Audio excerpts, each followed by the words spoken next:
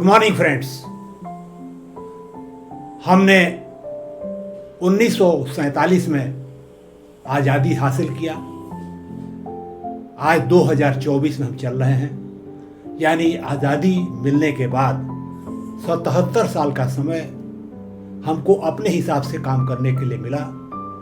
हम आज़ाद थे, जो चाहें कर सकते थे। हमने अपने मनपसंद प्रतिनिधियों को भेजा, प्रजातांत्रिक व्यवस्था में सरकारें चली और लगभग हर दल ने सरकार बनाई, जो आज चाहे विपक्ष में हो चाहे पक्ष में हो। कोई ये नहीं कह सकता कि उसको सरकार चलाने का मौका नहीं मिला। 77 साल के बाद भी कुछ हमारे देश में ऐसी ज्वलंत समस्याएं हैं जिनका समाधान हम नहीं कर पा रहे हैं। सबसे बड़ी समस्या है बेरोजगारी, जो दिन पर दिन बढ़ती जा रही है। इवन IIT बॉम्बे तक के बच्चों की जॉब सबकी नहीं लग पा रही है।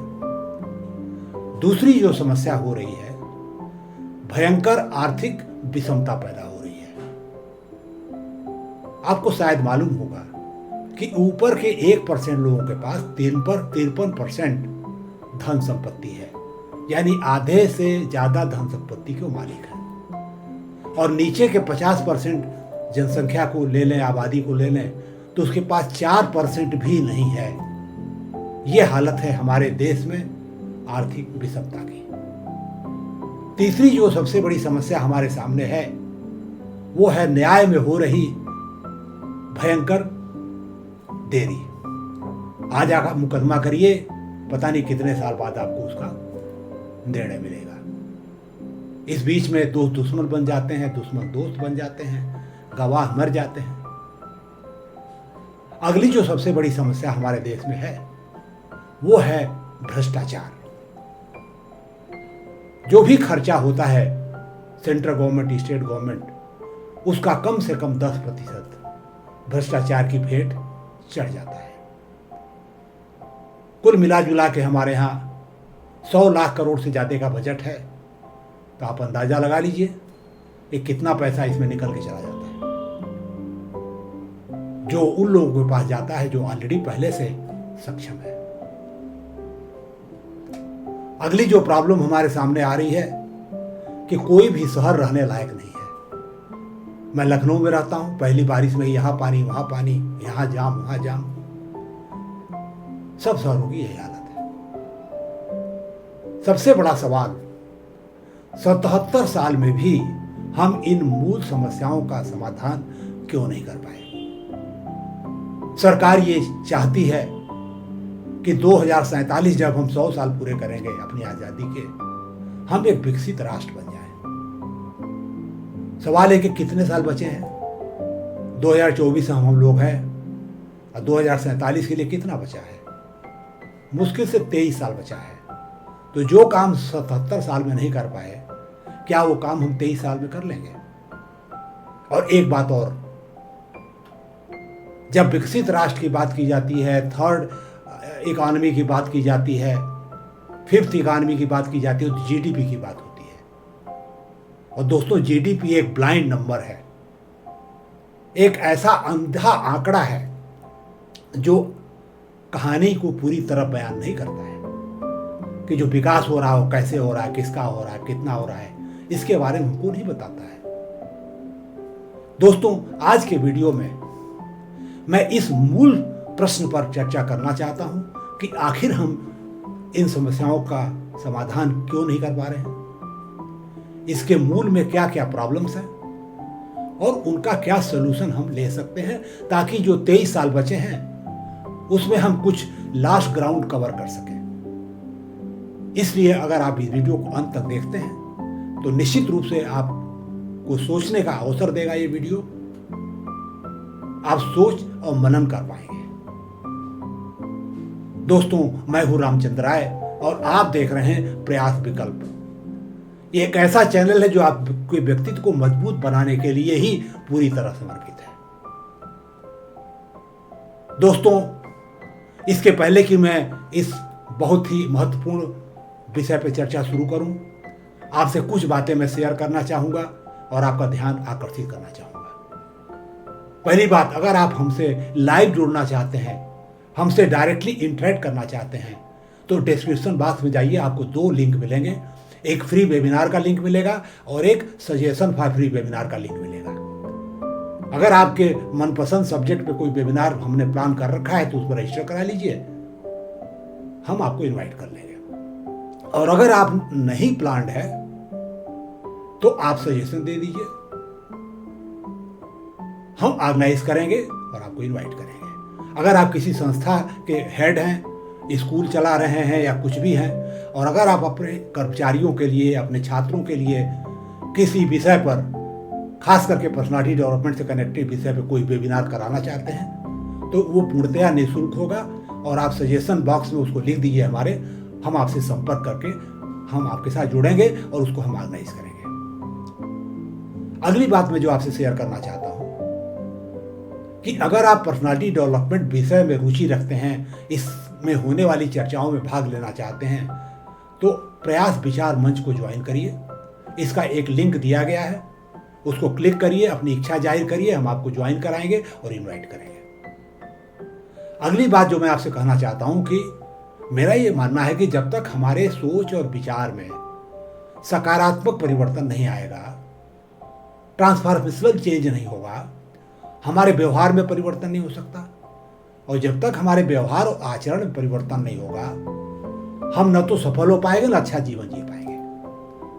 दोस्तों, इस उद्देश्य से मैं एक इंटीग्रेटेड पर्सनालिटी डेवलपमेंट प्रोग्राम जिसका नाम है प्रयास फाउंडेशन कोर्स, उसका निर्देशन कर रहा हूं। इसके 5 मॉड्यूल हैं। छात्रों, working professionals, entrepreneurs, government officials और रिटायर्ड लोगों के लिए अलग अलग है।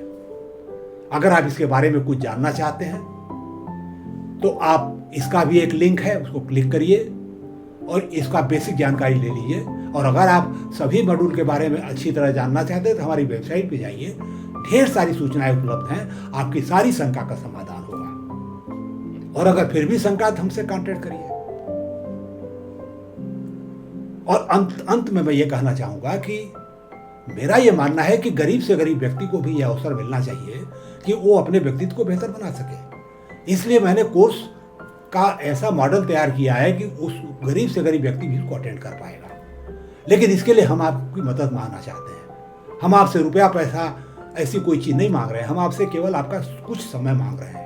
अगर आपके पास 1 घंटे से कुछ ज़्यादा समय खाली है, जो भी आप काम कर रहे हैं उसके बाद, तो हमसे संपर्क करिए। उसका एक लिंक दिया गया है, आप क्लिक करिए, स्कीम को समझिए, अपने को रजिस्टर कराइए और घर बैठे अपने मोबाइल फ़ोन के माध्यम से ही हमारे एक्टिविटी पार्टनर के रूप में काम करते हुए हमारे इस कार्यक्रम का संचालन करिए। हमारे निर्देशन में, हमारे प्रशिक्षण में कुछ आपको लाभ भी मिलेगा, कुछ इनकम आपकी बढ़ेगी, बहुत ज़्यादा नहीं लेकिन बढ़ेगी। दोस्तों, उम्मीद है कि जो भी हमने आपसे ये चीज़ शेयर की है, इस पर विचार करेंगे और हमसे जुड़ेंगे। आइए अब हम लोग मेन मुद्दे की तरफ चलते हैं कि जो भी हमने प्रॉब्लम आपको बताई है, वो प्रॉब्लम हम पिछले 77 साल में क्यों नहीं सॉल्व कर पाए। क्या जो सरकार है वो नहीं करना चाहती है, विपक्ष नहीं करना चाहता है, जनता नहीं चाहती है, क्या प्रॉब्लम क्या है? दोस्तों, इसका एक बहुत भयंकर नतीजा हो रहा है जो अभी हमारे सामने आया है। जनता में बुरी तरह एक निराशा फैल रही है।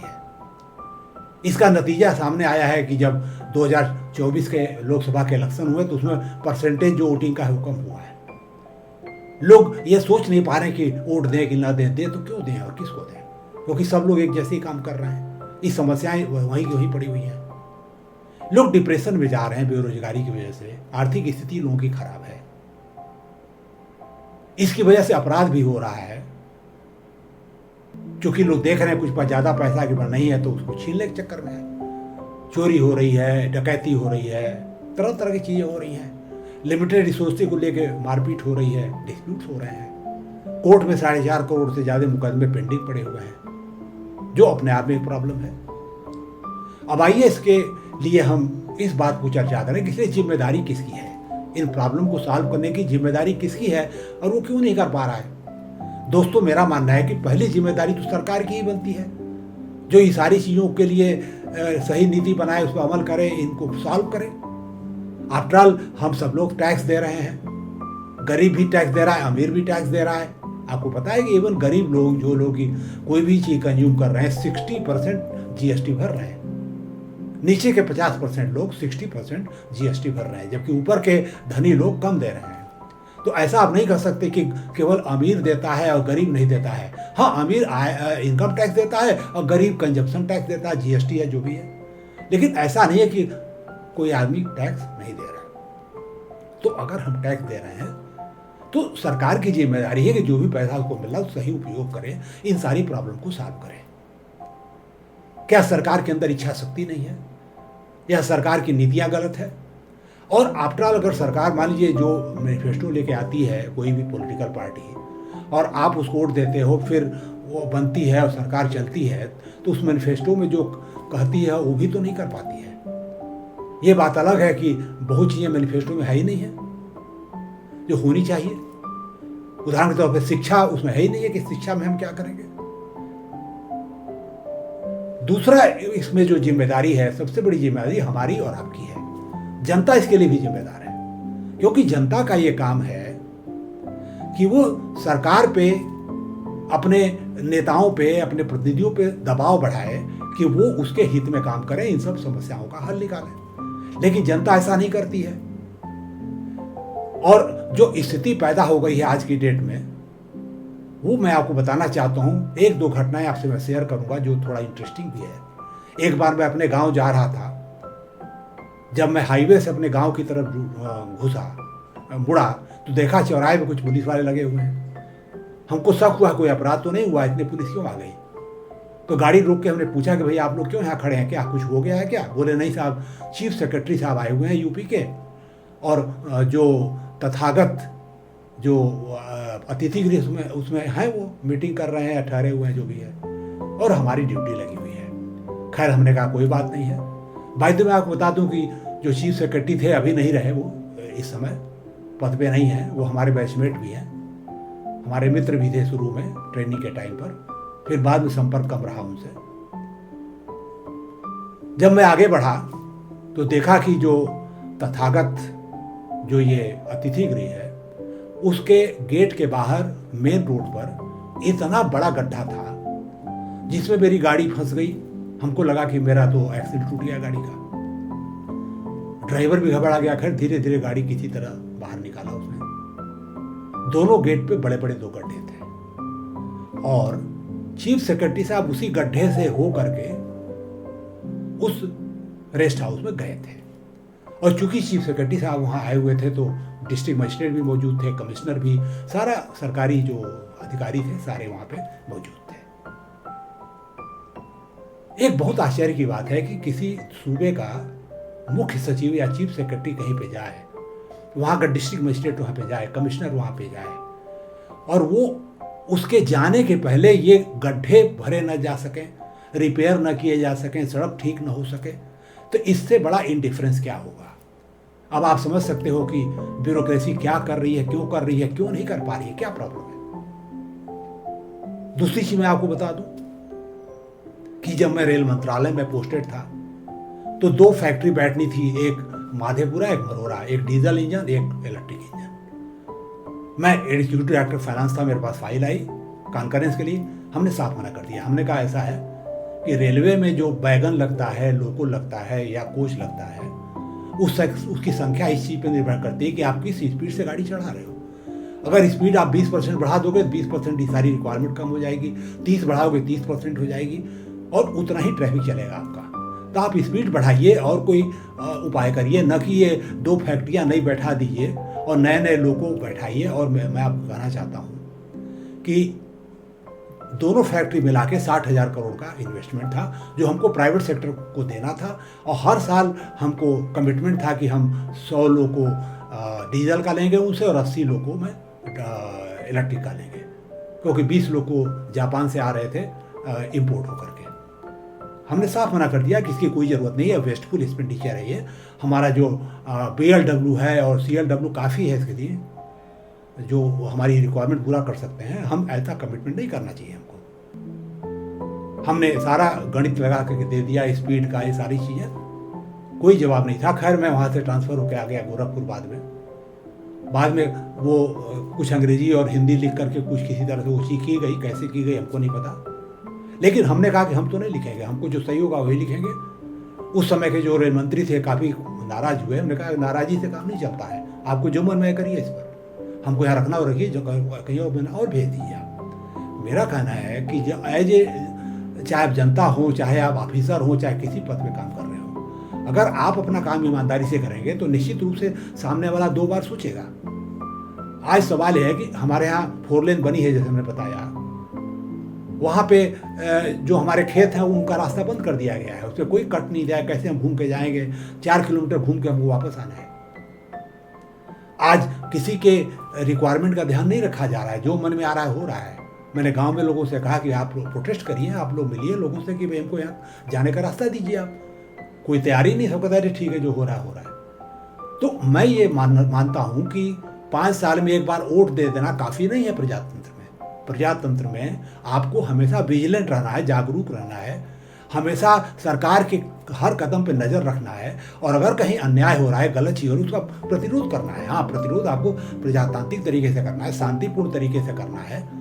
कोई हिंसा नहीं होनी चाहिए, किसी के साथ अपशब्द नहीं होना चाहिए, किसी की बेइज्जती नहीं की जानी चाहिए। कानून में जो भी कानून सम्मत जो आपका अधिकार है उसका प्रयोग करते हुए आपको अपनी बात कहनी चाहिए। मैं आपको उदाहरण दूं कि जन सुनवाई एक ऐप है यूपी में। एक छोटी सी सड़क बनाने के लिए हमने 10 बार कम से कम डाला होगा उसके अंदर कंप्लेंट। हर बार कंप्लेंट बंद कर दी जाती थी, आंखें लगा बजट आया कर देंगे। न बजट आया, न बनी, 5 साल बाद बनी, पता नहीं कैसे बनी। मेरा कहना है कि अगर आप कोई सिस्टम बना रहे हो तो उसको ठीक से चलाना भी जिम्मेदारी सरकार की है। आपका बजट नहीं तो आप कंप्लेंट पेंडिंग रखो ना, जब बजट आ जाए बन जाए तो कंप्लेंट बंद हो जाएगी। कम से कम आपको पता चलेगा कितनी कंप्लेंट है, कितना पैसा चाहिए और कब हमको मिलेगा, कब बनाएंगे। आप उसको ख़त्म कर देंगे तो कहाँ से आप कोई मॉनिटरिंग कर पाएंगे।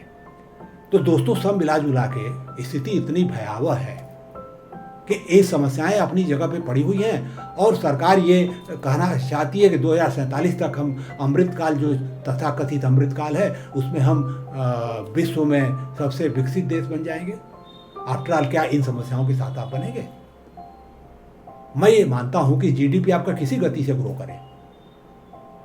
अगर आप इंक्लूसिव ग्रोथ नहीं हो रहा है, सबको जॉब नहीं मिल पा रही है, लोगों की आर्थिक स्थिति ठीक नहीं है, तो निश्चित रूप से नीचे के लोग हैं उनको रिलीफ नहीं मिलेगा, उनका लाइफ स्टाइल खराब रहेगी। वो बिना पैसे के इलाज के मरेंगे, बिना खाने के मरेंगे। वो साथ साथ होता रहेगा और साथ में आप कहेंगे कि हम नंबर 1 इकानमी हैं। इसका कोई मतलब नहीं होता इस तरह के विकास का। जो है ये इंक्लूसिव विकास नहीं है, सबका हाथ, सबका साथ, सबका विकास नहीं है ये। अब हम इसके जड़ में चलते हैं कि आफ्टर ऑल पॉलिटिकल पार्टी या विपक्ष या जनता क्यों नहीं प्रोटेस्ट कर रहे हैं, क्यों नहीं इसको कर पा रहे हैं। दोस्तों, इसके जो सेंटर में जो प्रॉब्लम है वो हम खुद हैं। हमारा अपना जो व्यक्तित्व है, पर्सनालिटी है, उसमें अगर ऐसा गुण ही नहीं है ताकि हम किसी अन्याय का प्रतिकार कर सकें, डट कर खड़े हो जाएं, अपनी बात सामने रखने के लिए तैयार हो जाएं। मेरा कहना है कि आज आप डीएम से मिलने जाइए, 2 घंटा बाहर बैठते हैं, 3 घंटा बाहर बैठते हैं, तब बुलाता है या उठ के कहीं चलते तब बोलता कल आइएगा। आफ्टर ऑल आपके टैक्स के पैसे से वो तनख्वाह ले रहा है, आपके लिए उसको रखा गया है, और आपको कैसा ट्रीटमेंट मिल रहा है वहाँ पे। शायद आप नौकर हैं, चौकीदार हैं उसके। वो जब मन में आएगा आपसे मिलेगा, जब मन में आएगा नहीं मिलेगा। ये क्या बात हुई जो है? ये प्रजातंत्र नहीं है दोस्तों। कारपोरेट सेक्टर में एक कॉन्सेप्ट है एजेंसी कास्ट। एजेंसी कास्ट होता है कि जैसे मान लीजिए कोई कारपोरेट हाउस है, कोई उसका मालिक है, तो अकेले तो वो कस्टमर को डील नहीं कर सकता, इतना बड़ा बिजनेस नहीं चला सकता, तो तमाम लोगों को अपॉइंट करता है। मैनेजर्स होते हैं, सीनियर मैनेजर, जूनियर मैनेजर, और फ्रंट लाइन मार्केटिंग, सब लोगों को रखता है। क्यों रखता है? इसलिए रखता है कि उनके माध्यम से अपना काम करता है। तो जो फ्रंट लाइन स्टाफ है उसकी जिम्मेदारी है कि जो मालिक है उसके हितों की रक्षा करें। वो ये नहीं कि अपने हित के लिए उसके हित का बलि चढ़ा दें। अगर लोग ऐसा करते हैं तो इससे एजेंसी कास्ट पैदा होता है, यानी कि जो एजेंट है आपका, उसने आपको धोखा दिया है और उसकी वजह से आपका प्रॉफिट कम हो गया या सेल नहीं बढ़ पा रही है, तो एक तरह से ये कास्ट है, आपके प्रॉफिट को ये कम करेगी। तो इसलिए इसको बोलते हैं एजेंसी कास्ट। एग्जैक्टली यही बात गवर्नमेंट में भी होती है। जितने भी ब्यूरोक्रेसी है वो सारी ब्यूरोक्रेसी क्या है? गवर्नमेंट की एक हाथ हो पाँव है, उन्हीं के माध्यम से सरकार काम करती है। और अगर लोग सरकार के नीतियों को ठीक से लागू नहीं करेंगे, और सरकार का मतलब क्या है? प्रजा ने चुना है तो प्रजा की सरकार है। इसका मतलब प्रजा के लिए जो आपको काम करना है आप ठीक से नहीं कर रहे हो, तो आप एजेंसी कास्ट पैदा कर रहे हो। जो बजट आपको मिला है, जो टैक्स के पैसे से आप खर्चा उसका दुरुपयोग कर रहे हो, भ्रष्टाचार में उसको उड़ा रहे हो। तो ये सारी चीज़ें जो है अगर हो रही हैं तो हमारा फर्ज है एक सिटीजन के रूप में कि उसका मैं विरोध करूं, कम से कम लिख करके प्रतिवेदन दूं। अगर किसी मुद्दे पे 1000 लोग लिख के दे दें तो शायद लोगों को समझ में आ जाएगा कि मुद्दा कितना है। पढ़ ले, कोई लिखने को तैयार नहीं, कोई बोलने को तैयार नहीं। तो मैं एक इसके मेन मुद्दे पे आता हूं कि ये सारी चीज़ें हो क्यों रही हैं दोस्तों। ये इसलिए हो रही है कि हमारी जो अपना व्यक्तित्व है, पर्सनालिटी है, वो बिल्कुल डिफेक्टिव है, कमज़ोर है, इस लायक नहीं कि हम ये काम कर पाएँ। अब आइए हम 2 मिनट पर्सनालिटी के ऊपर जरूर आपसे बात करना चाहेंगे। पर्सनालिटी का मतलब होता है कि आपकी रुचि क्या है। तो रुचि से आपके लड़ाकूपन से या आक्रामकता से या न्याय की लड़ाई से कोई रिश्ता नहीं है। तो एक तो ये हो गया। एप्टीट्यूड आपका क्या है, यानी कि हिडन पोटेंशियल क्या है, किस में अच्छा करोगे, किस में अच्छा नहीं करोगे, इससे भी इसका कोई ज़्यादा रिश्ता नहीं है। लेकिन मैं केवल ये कहूँगा अगर आपकी रुचि गवर्नमेंट जॉब है तो गवर्नमेंट जॉब में जाइए, प्राइवेट में जाइए। माइंडसेट की बात है, अगर सही माइंडसेट आपका है उस जॉब के लिए तो आप सही काम करोगे, इससे ज़्यादा इसकी यूटिलिटी नहीं है। तीसरा है लेवल ऑफ इंटेलिजेंस आपका क्या है। इंटेलिजेंस 3 तरह का होता है।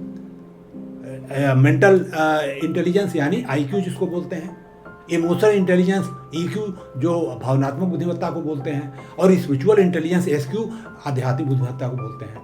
जहाँ तक IQ को सवाल है, आप कितना भी IQ आपका तेज हो, 100 हो, 200 हो, 150 हो, कोई फर्क नहीं पड़ता। रावण के 10 सर बताए जाते हैं, इसका मतलब 10 सर नहीं थे, वो बहुत ज़्यादा बुद्धिमान व्यक्ति था, 10 गुना बुद्धि थी एक तरह से आप कहिए उसको। लेकिन उसका एक बुद्धि तो बहुत ही खराब थी, वो है स्पिरिचुअल इंटेलिजेंस उसकी बैठी हुई थी, इमोशनल भी बैठी हुई थी, इस वजह से उसका नाश हो गया। तो मेरा कहना है कि अगर आपका स्पिरिचुअल कोसेंट यानी नैतिकता आपके अंदर है ही नहीं है, स्पिरिचुअल डायमेंशन आपका गायब है, तो आप किसी से कैसे न्याय के विरुद्ध लड़ाई कर सकते हो। सवाल है, भगवान कृष्ण ने अर्जुन से क्या कहा कि भैया ये तुम्हारे रिलेटिव हैं जो हैं गलत काम कर रहे हैं, इनसे लड़ो, इनको मारो।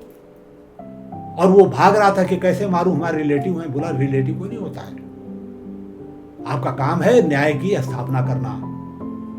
सवाल है कि क्या सरकार हमारी रिश्तेदार है, हम क्यों ना मारें, अगर काम ना करें तो क्यों ना हम प्रोटेस्ट करें।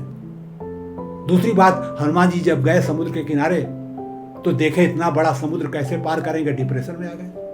लेकिन जामवंत मौजूद थे, उन्होंने बोला कि भाई आपको अपनी ताकत का भरोसा ही नहीं, पता ही नहीं है आप कितने ताकतवर हैं। याद दिलाया गया, वो मोटिवेट हो गए और चले गए, और उन्होंने लंका दहन भी किया, वापस भी आकर के सीता के बारे में पूरी चीज बताई राम को। तो सवाल है कि हमारे अंदर ताकत है, लेकिन वो छुपी हुई है, उसको हमको ऊपर लाना है, उसको डेवलप करना है, उसको नर्चर करना है। तो दोस्तों, जिस व्यक्ति का स्पिरिचुअल कोसेंट लो होगा वो किसी भी अन्याय का प्रतिकार नहीं कर पाएगा, किसी भी गलत चीज के सामने खड़ा नहीं हो पाएगा, हमेशा डरेगा। सवाल है कि हिंदुस्तान में कम से कम 25 करोड़ लोग ऐसे हैं जिनकी उम्र निकल गई है, कोई नौकरी मिलने का कोई चांस नहीं है, 30 साल 40 साल के हो चुके हैं, घर बैठे कुछ अपना काम छोटा मोटा कर रहे हैं। आप बताइए कि ये लोग घर में रहें या जेल में रहें, क्या फर्क पड़ता है उनको। क्या ये लोग प्रोटेस्ट नहीं कर सकते शांतिपूर्ण तरीके से? सरकार को जो करना हो करे, जो सजा देना हो दे, ये हम अपनी बात तो कर सकते हैं ना। इतना डरने की क्या बात है इसके अंदर। मैं मानता हूं कि जो गवर्नमेंट एम्प्लॉई हैं, कंडक्ट टूल से बधे हुए हैं, प्राइवेट वाले अपनी नौकरी देखें कि ये सब काम करें, लेकिन इतने लोग काफ़ी हैं। हर परिवार में 1-2 आदमी है जिसके पास कुछ भी नहीं है, वो तो कर सकता है ना, प्रोटेस्ट कर सकता है, अपनी बात सामने रख सकता है। संदगी की मैं ये नहीं करता कि आप मारपीट करो, मैं नहीं कहता कि आप आतंक फैलाओ, आप कायदे से कानूनन जो परमिटेड हो काम करिए। दूसरी चीज है आपका नेचर क्या है। नेचर आपका पर्सनालिटी 5 डायमेंशन होती है, आप इंट्रोवर्ट हो एक्सट्रोवर्ट हो, इससे इसका कोई लेना देना नहीं है। दूसरा, आप एग्रीएबलनेस आपकी हाई है, इससे कोई लेना देना नहीं है, क्योंकि उसका मतलब क्या, दूसरों से बात कहाँ तक सुनते हैं, सहमति बना पाते हैं नहीं, कंसेंसस डेवलप कर नहीं पाते हैं। लेकिन कुछ हद तक वो जरूर काम आएगा कि अगर आप एक प्रेशर ग्रुप बनाना चाहें, लोगों को एक साथ लाना चाहें, उनको समझाइए बुझाइए और एक सही कार्य के लिए आप लगा सकते हो। अगला जो है न्यूरोटिसिज्म है, यानी जो मेंटल आपका स्टेबिलिटी है आपके अंदर है कि नहीं, उसका होना जरूरी है अगर आप किसी से पंगा लेना चाहते हैं, सामने खड़ा होना चाहते हैं। अगला जो है ओपन टू एक्सपीरियंस है, इनोवेशन है आपके अंदर, इमेजिनेशन है कि नहीं, प्रॉब्लम सॉल्विंग एबिलिटी है कि नहीं, उससे इसका भी डायरेक्ट कोई कनेक्शन नहीं है। लेकिन जो 5वां सबसे इंपॉर्टेंट चीज है कर्मनिष्ठा, जिसको कोसाइंसनेस बोलते हैं, कॉन्शसनेस बोलते हैं, इसका मतलब है कि आप अपने काम के प्रति कितने वफादार हैं, कितने डिवोटेड हैं, कितना हार्ड वर्किंग है, कितने फोकस्ड हैं, कितने प्लान्ड हैं, कितने हार्ड वर्किंग हैं, कितने रेजिलिएंट हैं, जीवटता कितने अंदर है। ये एक ऐसा गुण है जिसके अंदर एक संघर्ष करने की क्षमता भी छिपी हुई है। तो जिसका ये जो पैरामीटर है स्ट्रांग है और एसक्यू स्ट्रांग है, वो आदमी किसी से डरने वाला नहीं है। वो सामने सीना तान के खड़ा होगा, बोलेगा साहब ये गलत है तो गलत है और मैं आपको होने नहीं दूंगा। ये वो प्रेशर ग्रुप बना सकता है, सरकार से लड़ सकता है, विपक्ष को भी कह सकता है कि आप अपना काम करिए ठीक से, नहीं तो अगली बार आप चुनाव जीत के नहीं जा पाओगे। दोस्तों, मेरा ये मानना है कि जब तक हम अपनी पर्सनालिटी को बेहतर नहीं बनाएंगे तब तक हम कभी भी सफल नहीं हो सकते। और सबसे इम्पॉर्टेंट चीज़ हमारी एजुकेशन तो बैठी हुई है। एजुकेशन में तो लोगों का काम है कि वो सिलेबस पूरा करना, सवाल पूछिए तो वो नाराज़ हो जाते हैं, कहते हैं हम सिलेबस पूरा करें, तुम्हारे सवाल का जवाब दें। ना उसमें इनोवेशन है, ना कोई इमेजिनेशन वो पैदा करती है, क्यूरियोसिटी पैदा नहीं करती है। जो बच्चा छोटे पे तमाम सवाल करता है, 5 साल स्कूल के बाद आके मौनी बाबा क्यों बन जाता है? तो पूरा एजुकेशन सिस्टम लोगों को रोबोट बना रहा है, मशीन बना रहा है, इमोशनलेस बना रहा है, अनैतिक बना रहा है, कैरेक्टर बिल्डिंग नहीं कर रहा है, पर्सनालिटी डेवलपमेंट नहीं कर रहा है, तो वो तो खराब है। लेकिन मैं एज ए इंडिविजुअल क्या हाथ पे हाथ रख के बैठा रहा हूँ? मैं आपको क्या गारंटी दूँ कि सरकार इसको बदलेगी कि नहीं बदलेगी, एजुकेशन सिस्टम में आमूलचूल परिवर्तन करेगी कि नहीं करेगी। लेकिन मैंने एक मिशन जरूर चालू किया है, जो मैंने प्रयास फाउंडेशन कोर्स शुरू किया है। उसका केवल एक ही उद्देश्य है कि आपकी पर्सनालिटी को वो स्व उत्प्रेरित, स्व नियंत्रित और स्व संचालित बनाए।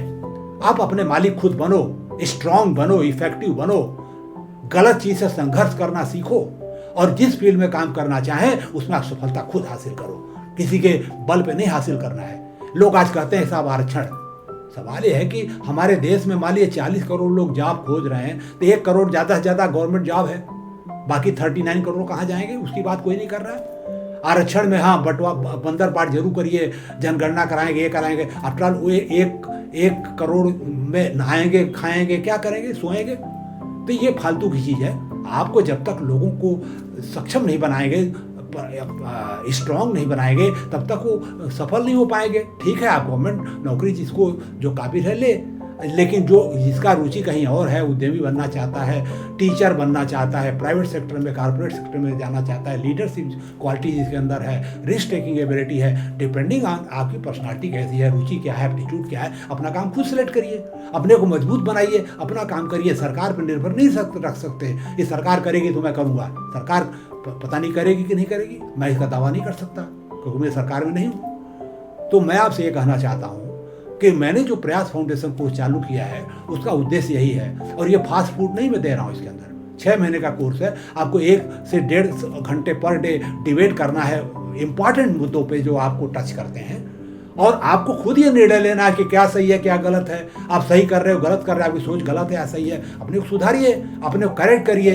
अपने को स्ट्रांग बनाइए, और फिर आप देखिए कि आपकी पर्सनालिटी में क्या चेंज आता है, आपके बिहेवियर में चेंज आएगा। जो आप चाहेंगे आप कर पाओगे, अपने फ्यूचर को अपने आप बना पाओगे। सरकार पे डिपेंडेंट नहीं रहोगे, किसी अन्य पे डिपेंडेंसी आपकी नहीं रहेगी, आप अपने ऊपर डिपेंड रहोगे, अपना फ्यूचर खुद बनाओगे। और जैसा हमने बोला कि पैसे के लिए हम ये नहीं कर रहा हूँ, गरीब से गरीब व्यक्ति को भी अवसर दे रहा हूँ ताकि सब लोग आगे बढ़ें। और सब काम आप करिए, 1 घंटे तो निकाल सकते हो ना, कुछ भी कर रहे हैं 1 घंटे निकाल के इसको ज्वाइन कर लीजिए, बाकी जो मर्जी करते रहिए। तो दोस्तों, मेरा ये मानना है कि जो भी हमने समस्याएं आपको बताई हैं वो इसलिए सॉल्व नहीं हो पा रहे हैं क्योंकि हम लोग का चरित्र बहुत ही मतलब कमज़ोर है।